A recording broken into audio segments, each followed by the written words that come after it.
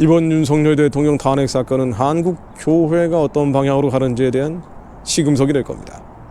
교회 자체가 물론 사회주의, 공산주의, 온갖 다원주의, 자유주의 철학에 빠져서 쇠락, 심지어는 해체 국면으로 가느냐, 그렇지 않으면은 북한을 열고 중국을 열고 예수님 오실 길을 예비하는 마지막 사명 감당하는 교회가 되느냐, 갈림길에 서 있다고 볼 수 있죠. 성경 말씀을 믿는 교회가 되느냐, 아니면 믿고 싶은 부분만 믿는 인본주의 교회가 되느냐, 주님께 칭찬받는 교회가 되느냐, 아니면 칭찬받는 교회가 되느냐, 갈라지는 거죠. 그래서 미국의 남북전쟁처럼 말입니다, 이 교회 안에 충돌이었거든요. 남부 사람들도 신앙인들이었고 북부 사람들도 신앙인들이었어요. 그래서 지금 한국의 탄핵 논란은 교회 안의 충돌이에요. 영적 전쟁입니다. 기독교인인데도 불구하고 이 세대를 본받는 사람들과 아니야 말씀을 따라가야 된다 하는 사람들, 갈라지는 거죠. 이 비바람이 계속 이쪽으로 몰아치고 있네요. 제가 짧게 요약을 해보겠습니다. 기독교인들 안에, 목사들 안에 엉뚱한 얘기하는 사람들이 너무 많죠. 얼마 전에 펜앤마이크에 감신대 학생들이 출연을 했는데요. 감리교 신학대가 원래 인본주의 성향이 강하잖아요.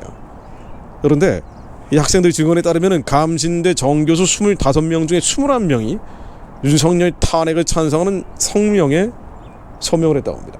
25명 중에 21명. 이 말이 다한 얘기죠. 세상보다 더하다는 얘기예요.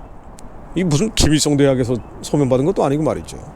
감신대 신학교인데도 불구하고 25명 교수 가운데 21명이다. 심지어 한 종교 철학과 교수는 시국선언 이전 수업 중에 내가 투명 인간이 된다면 윤석열 대통령의 목을 베고 싶다고 얘기했다고 합니다. 이거 참, 거기도 꽥꽥거리고 있네요. 얼마나 어이가 없으면 거기가 꽥꽥거리고 있겠어. 이 사람 목사일 텐데, 신학교 교수니까. 또 이런 얘기도 했답니다.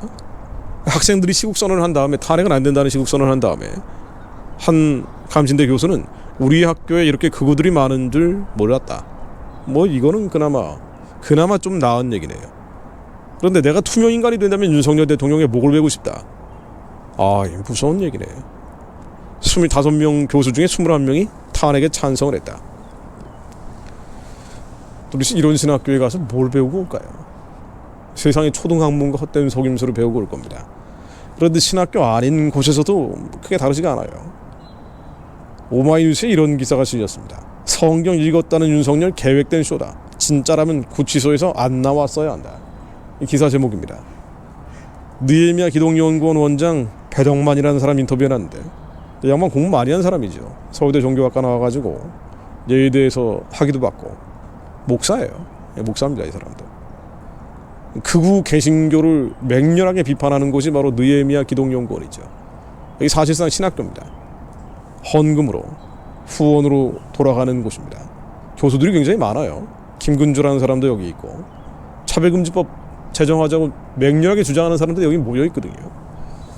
자, 그런데 왜 윤석열의 성경 읽었다는 얘기가 계획된 쇼고 구치소에서 안 나왔어야 되느냐라고 얘기하는 거 아니에요? 만일 성경을 읽고 변화받았으면은 자신의 죄를 깨달았을 테니까 거기 계속 있었어야 된다는 거예요.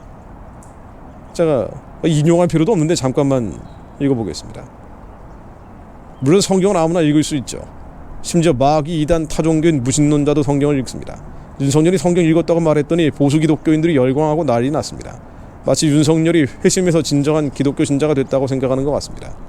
근데 정말 윤석열이 성경을 제대로 읽었다면 절대로 감옥에서 나오면 안 되겠죠. 자기의 죄를 깨달았을 테니까. 서영 나왔을지라도 밖에 나와서 온 국민 앞에 잘못했다고 석고 대제해야 했어야겠죠. 그런데 자기 추종자들 앞에서 웃으며 주먹을 쥐었잖아요. 그러니까 저는 이 모든 언행이 윤석열의 계획된 정치적 쇼라고 생각할 수밖에 없습니다. 제가 지난번에도 말씀드렸습니다만 윤석열 대통령이 성경 읽고 기도한다는 얘기는요, 한국에 똘똘 뭉쳐있는 불교도들에게 매우 자극적인 얘기가 되기 때문에 그의 복권이나 정치적인 이해관계에는 그다지 도움이 안 되는 얘기예요. 그런데도 불구하고 자신의 신앙 고백으로 하고 있는 겁니다. 정치적 쇼라면 정치적 목적이 있어야 되는데 특별한 목적이 없이 나오는 얘기들이에요. 윤 대통령의 행적이 다 그렇죠. 특별한 목적 없이 어떤 면에서는 투박하고 순진하게 나오잖아요. 그런데 이렇게까지 왜곡하고 있는 목사의 모습을 보니까 이거 참 심각하다는 생각이 듭니다.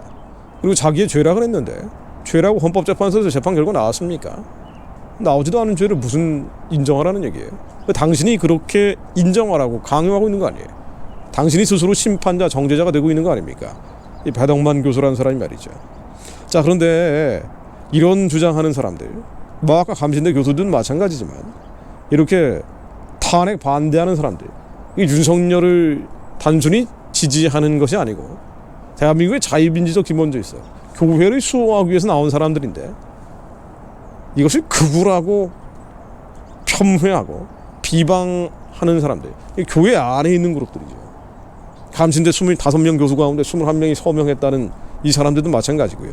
왜 이러냐면요, 여기 아주 결정적 인터뷰 내용이 있습니다.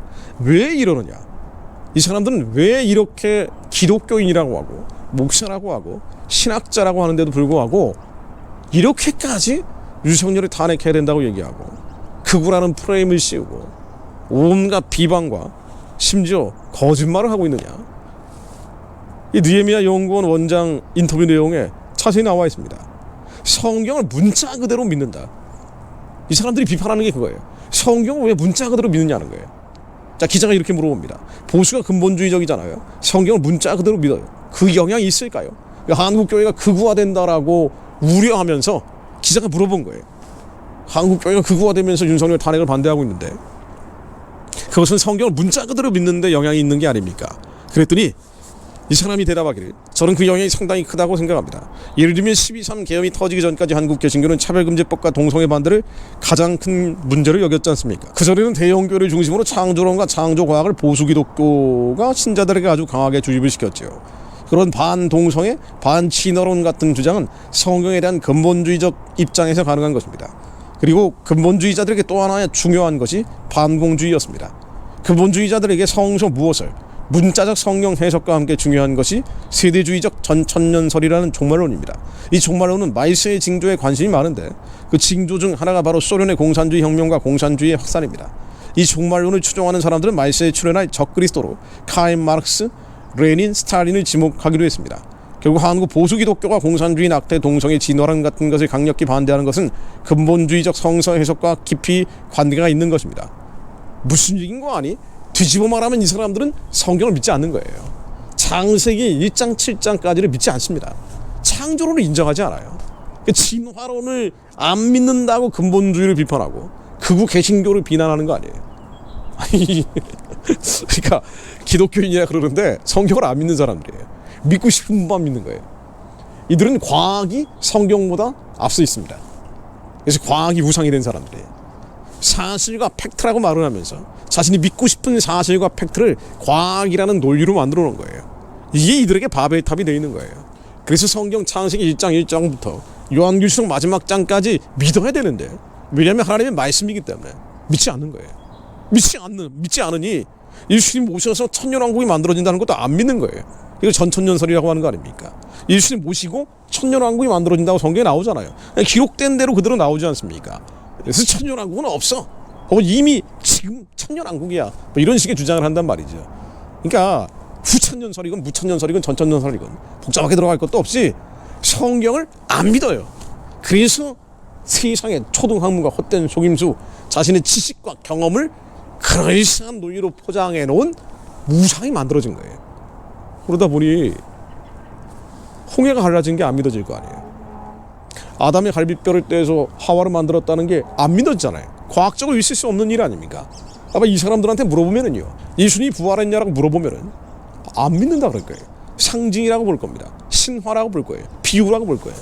그래서 성경에 나와 있는 말, 성경에는 동성애가 안 된다고 돼 있는데 이것도 이 세상을 본받다 보니 믿지 않는 거예요. 반동성애는 근본주의, 극우라고 보는 겁니다. 성경에서는 유물론을 배격하거든요. 아니 무슨 물질이에요? 살리는 것은 영인데. 그런데 유물론, 사회주의, 공산주의, 가장 지독한 주체 사상, 이것이 잘못됐다는 생각을 안 하는 거예요. 그러다 보니 이 시대를 본받고 새로운 지혜가 끊임없이 발견될 수 있다고 보고, 성경 이외에 언제든지 새로운 기준이 되는 삶의 좌표들이 나올 수 있다고 보기 때문에 세상이 바뀌면은요, 그 기준도 바뀌는 거 아니에요. 철학과 이념과 이론도 바뀌는 거 아닙니까? 끊임없이 진리를 찾아간다고 생각하는 거예요. 고정된 진리가 있는 게 아니고 끊임없이 진리를 찾아가는 것을 이들은 진보라고 얘기하는 겁니다. 그러다 보니 공산주의는 성경적으로 잘못된 것인데, 공산주의를 따라가는 좌파 좌익은 있을 수 없는 것인데 이들은 그걸 인정하지 않는 거예요. 동성애는 성경적으로 안 되는 것인데 이들은 인정하지 않는 거예요. 왜 그러느냐? 성경을 안 믿기 때문입니다. 성경을 안 믿는 데서 나오는 거예요. 그래서 우리가 기도할 때도요, 말씀으로 기도하는 게 얼마나 중요한지를 다시 한번 확인시켜주는 내용입니다. 기독교 안에서 똑같은 기독교라고 하는데도 불구하고 자신이 믿고 싶은 것만 믿고 또 믿어 싫은 것만 믿는 사람들과 하나님의 말씀 자체를 믿는 사람들, 이게 갈라지고 있는 겁니다. 예수를 그리스도로 믿는 것으로 시작을 해서 모든 말씀을 믿는 자들, 오직 의인이 믿음으로 산다고 말씀하신 것처럼 믿는 자들이 일어나기를 기다리고 계십니다. 하나님의 약속을 믿는 자들, 언약을 믿는 자들, 이 믿음으로 사는 자들이 윤석열 대통령 탄핵 사건을 통해 일어나게 하시어 민족을 향한 부르심의 소망이 어디에 있는지 깨닫게 하시며 그 뜻이 하늘에서처럼 이 땅 가운데 이루어질 수 있도록 선포하는 자를 되게 하시어 주님 오실 길을 예비하는 이 민족의 부르심의 소망을 감당케 하옵소서. 주님 말씀으로 탄핵 과정이 역사해 주시어 뒤집어지게 하옵소서. 상식적으로는 불가능한 일들이 지금 대한민국에서 벌어지고 있습니다. 예수님의 새로운 피조물로 태어난 이 대한민국이라는 새로운 민족 위에 하나님의 기이한 사적이 일어나고 있는데 이들이 놀라고 있는 거예요. 감리교 교수 25명 중에 21명이 윤석열 탄핵하라고 서명했다고. 큰일 났다가 아니라 깜짝 놀라고 있는 거예요. 이게 무슨 일이지? 자기들의 상식과 이론과 이념과 이데올로기에 따르면 이런 일이 있어서는 안 되는데 그들이 상상할 수 없는 하나님의 기이한 서적이 이 민족 위에 이루어지고 있습니다. 홍해가 갈라지고 있는 것을 그들이 보고 있습니다. 하나님 말씀으로 역사해 주시고 역전되게 하옵소서. 슬픔이 변하여 춤이 되게 하시며 애통한 날이 변하여 길한 날이 되게 하옵소서. 주님 말씀으로 역사해 주옵소서. 예수 그리스도의 이름으로 기도드립니다. 아멘.